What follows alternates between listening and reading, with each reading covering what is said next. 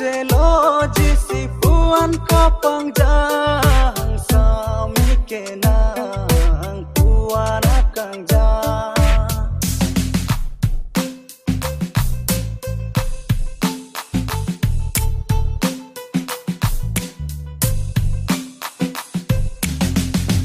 ma ching sol jo nang pan puan akang jang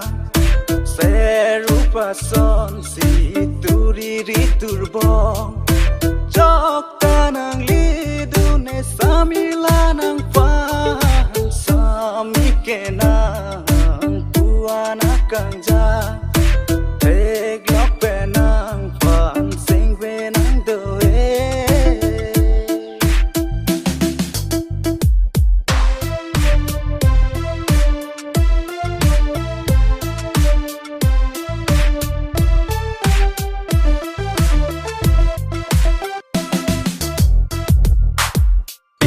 Deng sumpot pen puan akang jang